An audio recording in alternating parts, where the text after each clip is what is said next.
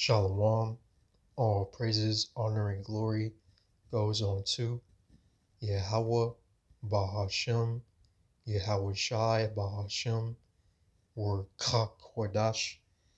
Double honors to our apostles and elders of Great Millstone who rule and teach well.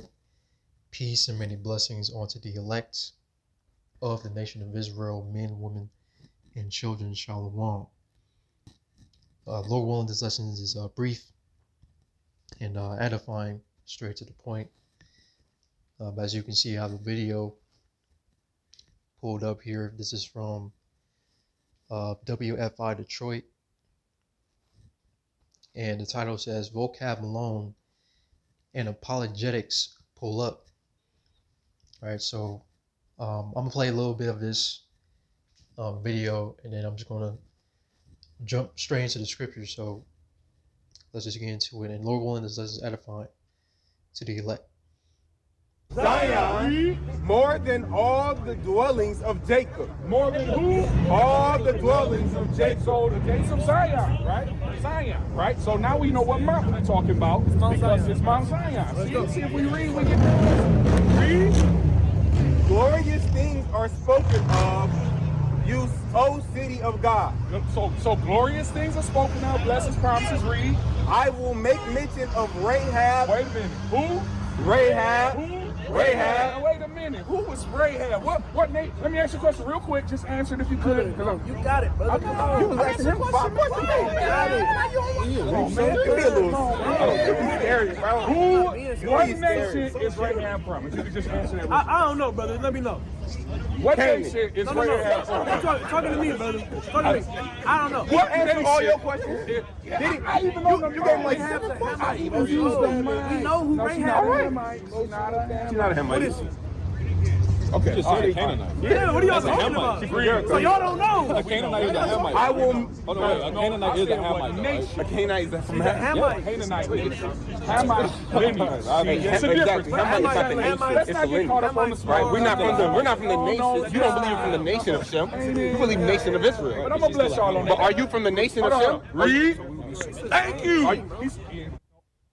So you heard him mention Psalms 87 and 4, and you heard the mention of Rahab the harlot, which that's not what it's referring to. So we're going to go into Psalms 87 and 4 and go into it because, of course, you have guys like Vocab Malone and these apologetics, right? They try to debunk the Hebrew Israelites, right? Which they can't, because scriptures say you can't do nothing against the truth before the truth. So Vocab Malone and these different apologetics, they like to go into these scriptures that they go pull out of the Bible and try to use it to fit their narrative, so to speak. And we know how Vocab Malone gets down, these apologetics and these Christians. They like to say that everybody can make it, everybody can receive salvation, which is not true. It's not biblical at all.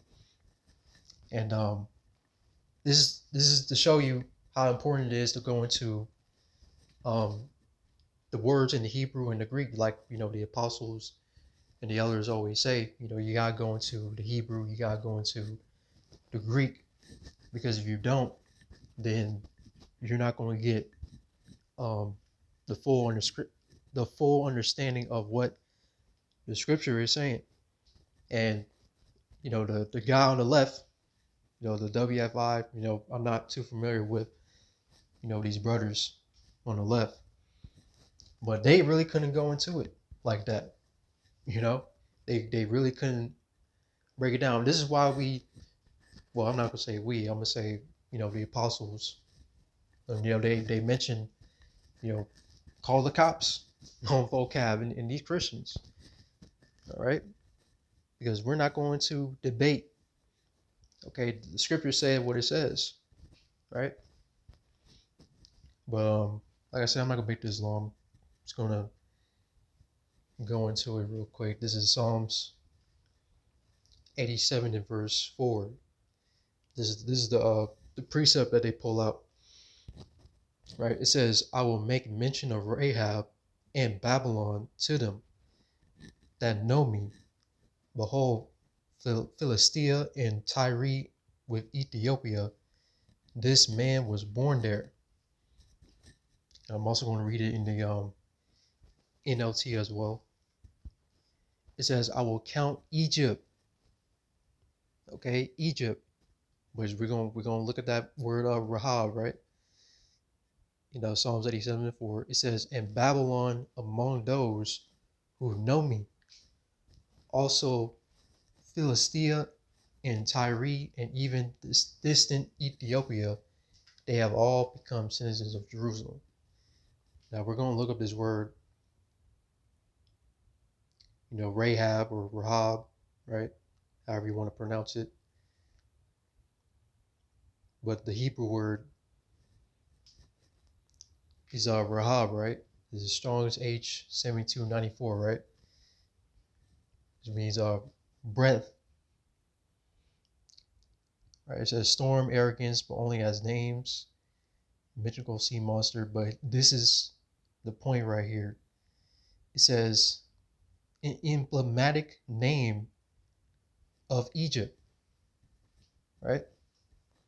That's what it's referring to.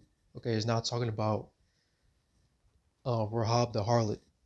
Okay, because that's who he mentioned. He said, we know Rahab's a Hamite, So this is referring to Egypt. Okay, when it mentions Rahab in this scripture, this is talking about Egypt, right?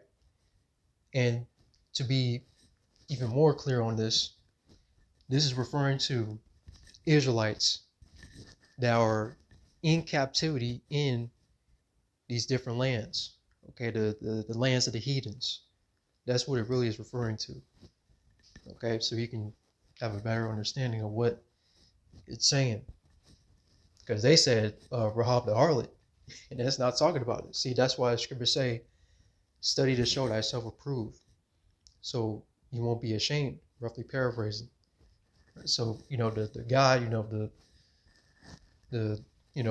man with the long hair, which scriptures say you're not supposed to have long hair, right? But I'm not gonna get into all that. But the point being is that they couldn't really go into Psalms 87 and 4, and that's why starting with the apostles and the elders, they always say you gotta go into the words, the Hebrew and the Greek, Latin, right? Because guys like Vocab Malone, these different apologetics, they're very deceptive. Okay, when they try to go into the scriptures and try to so-called debunk the Hebrew Israelites. You see? So again, Psalms 87 and 4. It says, "I will make mention of Rahab." Okay, we just looked at the word Rahab, which is an embellic name of Egypt. It says, "And Babylon to them that know me, behold, Philistia and Tyre with Ethiopia, this man was born there." And again, this is speaking about Israelites, okay, that are in these nations, the captivity of these different heathen nations, okay, because we've been scattered, as the scriptures go into, right? Let's get Isaiah 11.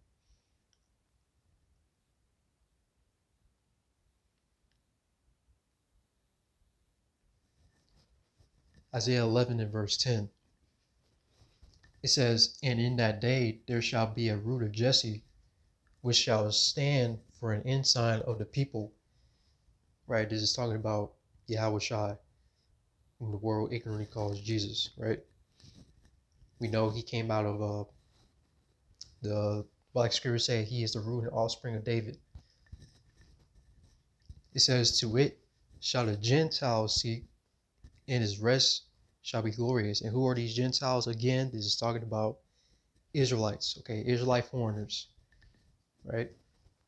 We know, of course, depending on the context, it can refer to other nations, but in this context, it's referring to Israelites that are scattered amongst the heathens. That's why it says in Psalms 87:4, it mentioned Egypt and Babylon, and right now we are in spiritual Egypt.